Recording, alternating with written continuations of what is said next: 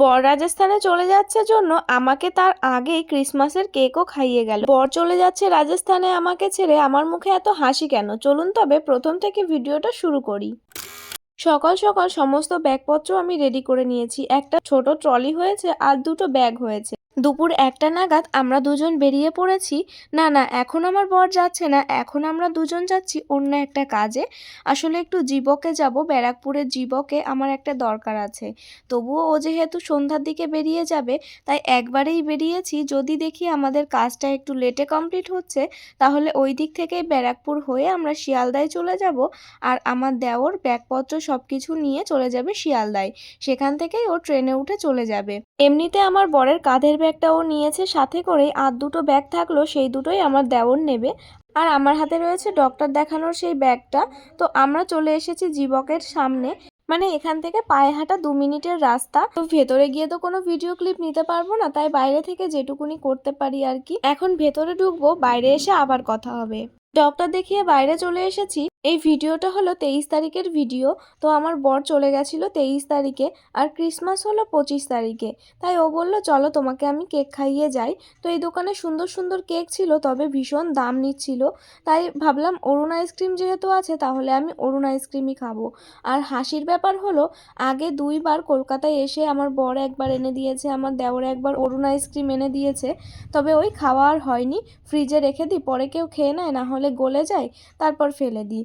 আজকে ভাবলাম তাহলে কেক তো আর নেব না, অরুণ আইসক্রিমটাই নিই। তারপর ও বলল বড়টা দাও। তবে বড় কোনো অরুণ আইসক্রিম না থাকায় আমাকে এই ছোট অরুণ আইসক্রিমটাই নিতে হলো। এটার দাম হলো 10 টাকা। তবে 10 টাকা হলে কি হবে, খেতে কিন্তু দারুণ টেস্ট, তবে কোয়ান্টিটি একদমই কম। ভিডিও করছি, মুখে হয়তো হাসি থাকতে পারে, কিন্তু আমার মনের মধ্যে কি হচ্ছে সেটা শুধু আমিই জানি। তবে ডক্টর দেখাতে আসার সময় যে ব্যাগটা নিয়ে এসেছিলাম সাথে, যদি লেট হয় সেই কারণে, কিন্তু আমাদের ডক্টর দেখানো খুবই তাড়াতাড়ি হয়ে গেছে। তাই আমরা আবার বাড়ির দিকে ব্যাক করছি। তাই আমার মনে অনেক হাসি, কেননা বাড়িতে গিয়ে আমার বর এখনও 3 ঘন্টা থাকবে।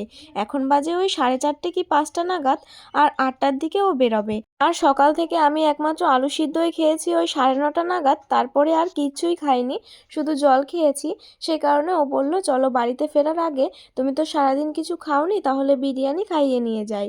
তাই এখানে আমি বসে আছি, আর আমার বর বিরিয়ানি অর্ডার করতে গেল।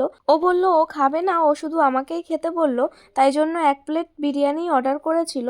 তারপর আমার আবার একা খেতে ইচ্ছে করছিল না বলে 1 প্লেট থেকে দুজনেই ভাগাভাগি করে খেয়েছি। মানে আমি খাওয়ার সাথে সাথে ওকেও একটু খাইয়ে দিয়েছিলাম।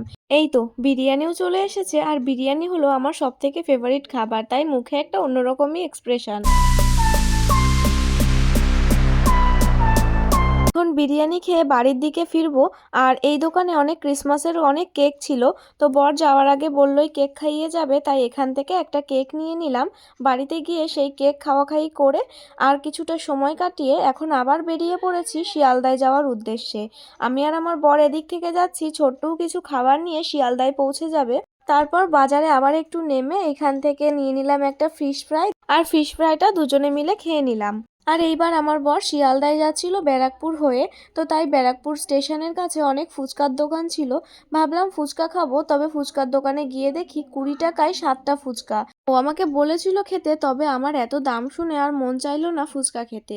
তারপর আবার ব্যাগপত্র নিয়ে চলে গেলাম স্টেশনের ভিতরে। সেখান থেকে ট্রেন আসার পর ট্রেনে উঠে পড়লাম। আর ট্রেনটা প্রায় ফাঁকাই ছিল। এই এক ট্রেনে চলে যাব শিয়ালদায়। আর শিয়ালদায় পৌঁছে দেখি যে আমাদের ট্রেনটাও চলে এসেছে, মানে আমার বর যে ট্রেনটায় যাবে রাজস্থানে সেই ট্রেনটা। তবে আমাদের যে বগিটা পড়েছিল সেই বগিটা এখনো ক্লিন হয়নি, তাই আমরা সামনের যে সিটগুলো থাকে সেখানেই বসেছিলাম। এসে তো আমরা বুঝতে পারিনি যে ক্লিন হচ্ছে, আমরা এসে দরজা টানছি, তবে দরজাগুলো খুলছিল না। তারপর একজন বলল যে এখনো ক্লিন করছে। তারপর বসে থেকে যখন ক্লিন হয়ে গেল তখন আমরা সিট খুঁজছিলাম। তো এই যে আমার বর এখন ও দুটো ব্যাগ তুলছে, আর আমার এক হাতে আরেকটা ব্যাগ আছে। ওর মোটমাট ছোটোখাটো 3টে ব্যাগ হয়েছে। তো এখন আমরা সিটটা খুঁজে বসে পড়বো। তো এই হলো আমার বরের সিট, ওর সিট পড়েছে মিডিলে। আর আমরা অনেক তাড়াতাড়ি চলে এসেছি শিয়ালদায়, প্রায় 2 ঘন্টা এখন বসে থাকতে হবে। তো তাই ভাবছিলাম যতক্ষণ ও থাকে ততক্ষণ আমি একটু গল্প করি। মুখে যতই হাসি থাকুক, মনের মধ্যে তো অনেক কষ্ট হচ্ছিল, তবুও হাসছিলাম যাতে ওর খারাপ না লাগে। তাই ছোট ছোট ক্লিপও নিচ্ছিলাম যাতে ভিডিওটা থেকে যায় আমার কাছে। এখনো ছোট্টু আসেনি শিয়ালদায়, ওর ট্রেন একটু লেট আছে। ও যতক্ষণ না আসে ততক্ষণ একটু বসে বসে গল্প করি, তারপর বেরিয়ে যেতেই হবে, কি আর করা যাবে। কিছুক্ষণ পর ছোট্টু চলে আসে। ও এসে একটুও দাঁড়ায়নি, তারপর বলল একটা ট্রেন আছে, দৌড়ে দৌড়ে ধরতেও পারলাম না, পরের ট্রেনটাই উঠেছি। বিধাননগর যেতে যেতেই দেখি ট্রেনের মধ্যে ঝগড়া শুরু হয়ে গেছে। তারপর সেই ঝগড়া দেখতে দেখতে চলে আসি। তারপর ও গ্যারেজ থেকে ওর বাইকটাও নিয়ে নেয়, আর আমার মুখটাও আমি বেঁধে নিই, কেননা বাইরে পড়ছে প্রচণ্ড ঠান্ডা। সোয়েটার পরেছি, আবার এই স্টলটাও মুখে পেঁচিয়ে নিয়েছি। তারপর ওই 12:30 নাগাদ বাড়িতে পৌঁছাই। ঘরে এসে আমি একটুখানি বসে টসে ভাবলাম ভিডিওটা শেষ করে দিই। এখন ওই 1:45 মতো বাজে, এখন ঘুমোবো, তবে বরকে খুব মিস করছি। আসলে একটা কাজের জন্য আমাকে থেকে পড়তে হলো 1 মাসের জন্য। 1 মাস পর আমি আবার চলে যাব রাজস্থানে। চলুন তবে আজকের মতো ভিডিওটা এই অবধিই। দেখা হবে পরের ভিডিওতে। সবাই ভালো থাকবেন। বাই।